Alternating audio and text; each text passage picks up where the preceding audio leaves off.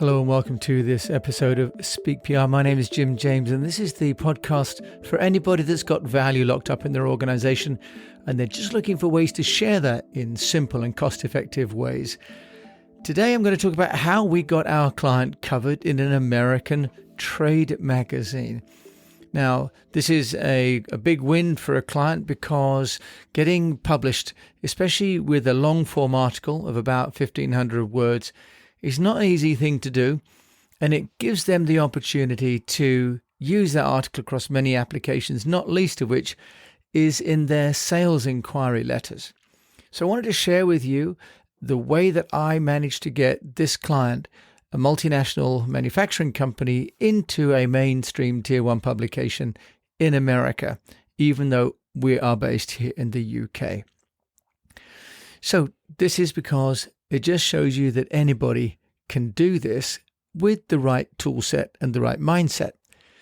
So this is how I did it. First of all, then we have the client wants to get into another market because they would like to start to get clients from this other market for their facilities in Asia. So first of all, what I did was I looked at the key media that they're interested in just by doing a simple keyword search in manufacturing and in medical. And I shortlisted 10 publications and I looked at those publications on a couple of different criteria.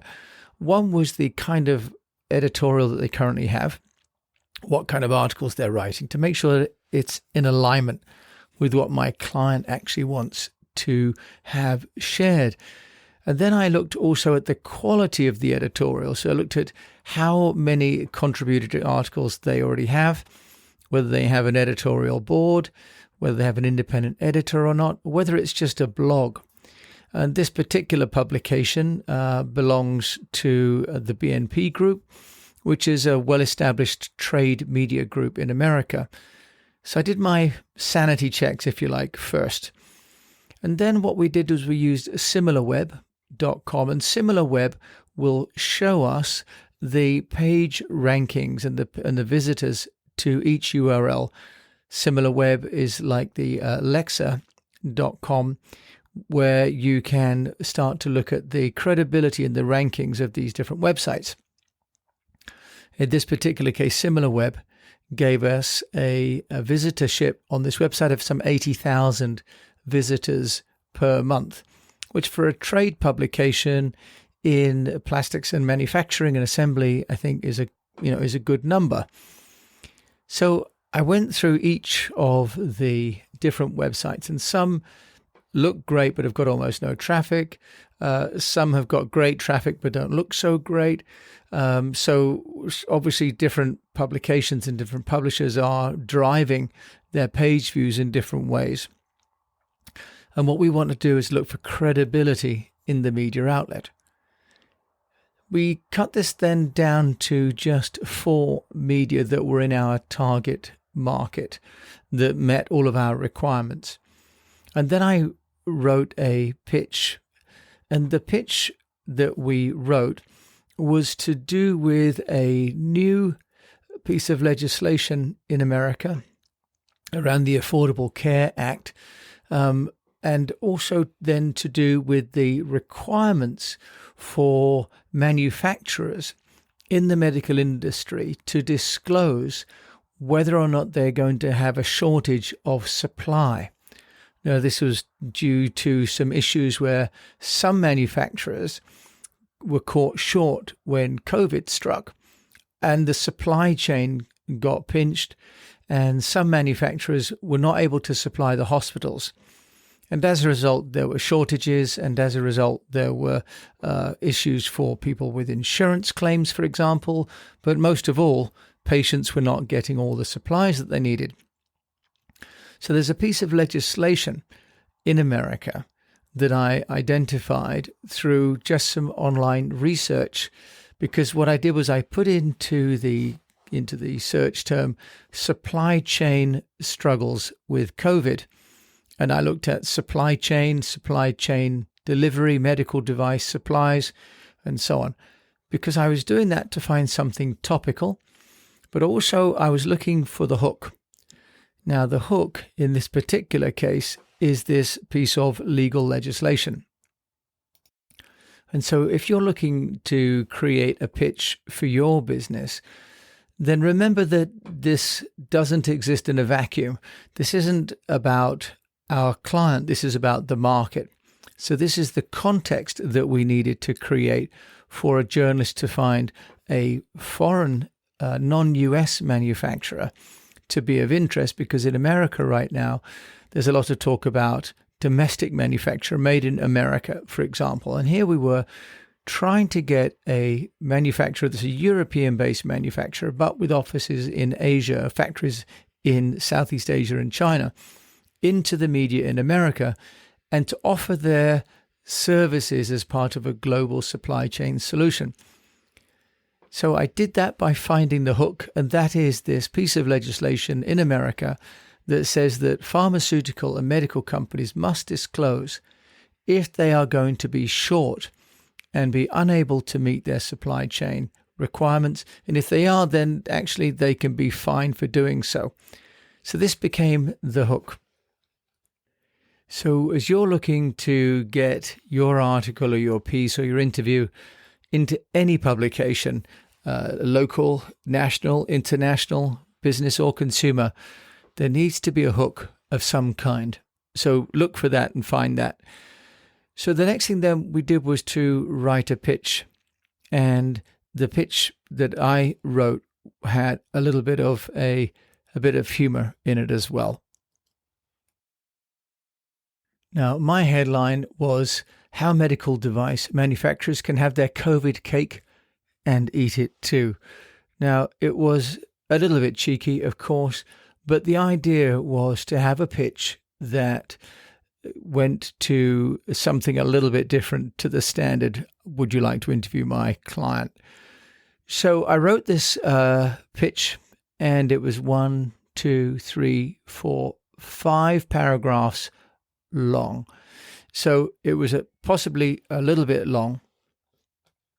But what I endeavored to do was to give the journalist enough of a story and background for them to take up the idea of the interview or the featured story. So in the first paragraph, I wrote that I'm reaching out on behalf of my client, and we think this is an interesting topic that we'd like to share with you, and it's how medical device manufacturers can have their COVID cake and eat it too, and how American companies can talk with our client to avoid falling foul of Section 506J of the CARES Act. So in that first paragraph, I've given my purpose and the hook in order to get the media to take notice. Then my next paragraph was talking about the need of American device companies, medical device companies, to overcome the issue of the supply chain, really as a function of President Trump's actions against China.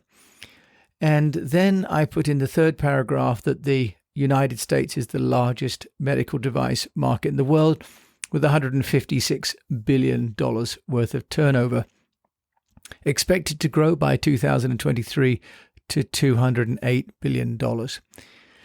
And then mentioning that COVID-19 has created shortages domestically and also for manufacturers which export globally.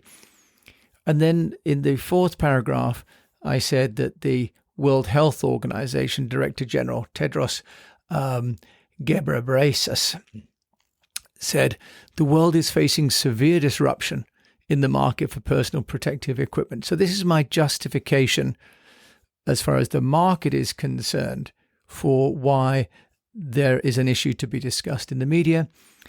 And then I talk about the US FDA CARES Act and Section 3121, which amends the Federal Drug and Cosmetics Act. Then the pitch is, I've given you a story, I've shown you the industry issue, I've given you third-party validation. Why don't you let my client talk to you about getting something that you might be interested in for your readers? Now, of the 4 that I wrote to, 2 wrote back, so 50%.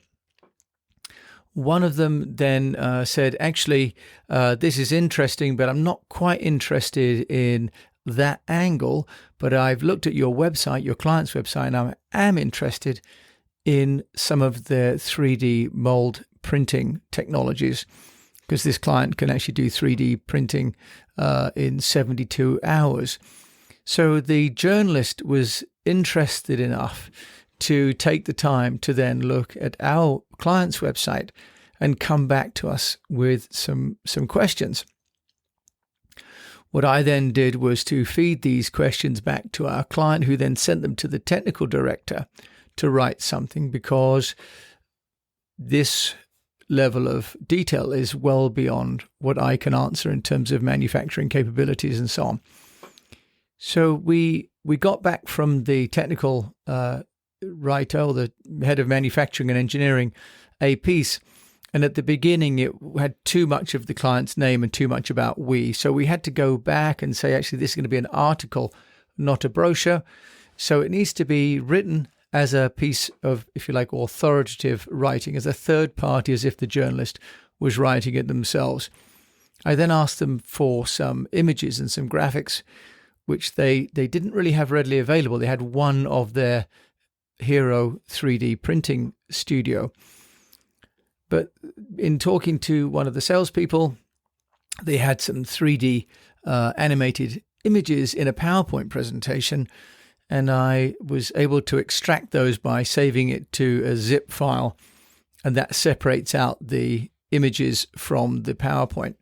Otherwise, no one had the original source file. So by using a little trick I found on the internet, I was able to extract these little 3-second MP4 files, and I then sent the article plus the photograph of our spokesperson plus these little animated videos and the stills of those across to the publication.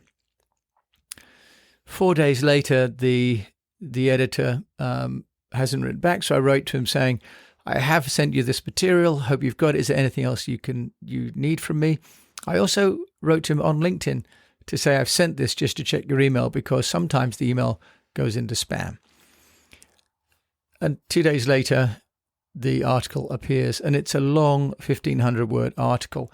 Now, it doesn't end there. So what's happened is that the client and we have then reposted that article as it appears. But as this online publisher has got gated subscription access to their content, it can't be seen by all and sundry without them subscribing, and not everybody wants to now become a subscriber. So what I did was I did a PDF print of that article in its entirety and shared that with the client. The client is then putting it on their website as media coverage, linking it back to this original website, of course, because we're not in the business of stealing content, just of repurposing and sharing it. And then this will be shared to the staff, but also to the partners, and is becoming then part of what the LinkedIn content that we're sharing for this team online, because we manage their LinkedIn. So from one small idea, we're able now to have a piece of validated content that's being seen on a website with over 80,000 visitors per month. We've been able to take that content and we're able to repurpose it, fully branded, and use it as part of the sales material inside of the publicity material that appears on the client's website and social media channels. The value of this, if we were to be paying for this kind of advertising exposure, $3,000, $4,000, $5,000, $6,000 would be the price if you were to buy this much space in this publication. But if you were to buy the space, it would have the word advert on it. It would be known to be a placement. But as public relations, it has the editorial connection with the editor, because it's positioned as a Q&A with this company and the editor of the publication. The obvious implication being that they've removed any of the obvious sales pitches and done some credibility check. The other publication that I've mentioned has said that they also like the content, but they've got a slightly different article because each article will need to be personalized for each editor, who of course will be writing to different audiences. The other publication is in the medical device industry, so a little bit more niche, a little bit more focused on the devices themselves, where the other one is about manufacturing, the industry of manufacturing.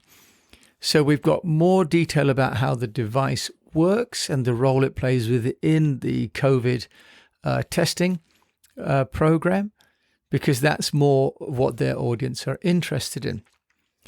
So in our Speak PR program, we talk about Storify, personalization, engagement, amplification, and to know. This is a case study from end to end of the storification, building out this narrative around these new federal CARE Act and amendments, the personalization, which is reaching out to these individual editors, sending, yes, one pitch, but then taking back from each of them what they would like personally, engaging with content that's relevant for their particular audiences, that's authoritative, that's comprehensive, and that's complemented with graphics, amplifying it by taking what they've written and sharing that across social media channels and the client's dedicated website, and then to know, which is to check the metrics, knowing that through SimilarWeb, they get 80,000 views on their website, but also our client now is already getting pickup through the LinkedIn reposting that other people want to get this article. So end to end, a little bit of a mini case study. And when the second piece comes out, we'll then have our second article. So to get a 50% strike rate is pretty reasonable. New tools are helping people in PR to have personalization at scale. There are some tools that I'm looking at, including Unless, for example, and Evergage and Nosto, which are enabling us to start to have web content which is customized according to the context and the profile of the visitor. So there are some ways that software is helping for self-segmentation so that we can create contextualization. So not just personalization, but contextualization of content on our website, but also in the pitches that we write for the media. Now, currently we do contextualization for the media through our own knowledge and our own expertise as PR people. But that will, over time, become augmented by the technology. And already, I've mentioned some websites like Prowly that already have the information about what the media are looking for and what else they're writing about. This is also the case with the Harrow reports from Cision, for example, or on Tellum. So currently we're looking at that manually, but AI is picking up very quickly to match what journalists are looking for, what they've already written about. But what they won't do is create the hook. The AI won't do the work that I've done in finding, for example, this CARE Act and stitching together the different elements of the market context, the client offer, and the outreach. So there will still be a role for all of us and a challenge, but also the thrill of getting coverage into a mainstream publication and making something happen from nothing, and ultimately helping our clients or your company to generate more magnets for sales inquiries. So thank you for listening to this episode of Speak PR. This is really a case study in getting covered about something that's interesting to you. I hope you found it useful. You can find more about this and others at eastwestpr.com or take part in our speakpr.co hosted masterminds. My name is Jim James. Thank you so much for listening. I wish you the best of health, a profitable business, and if you are looking at the elections, pray that they're all safe and due process of democracy.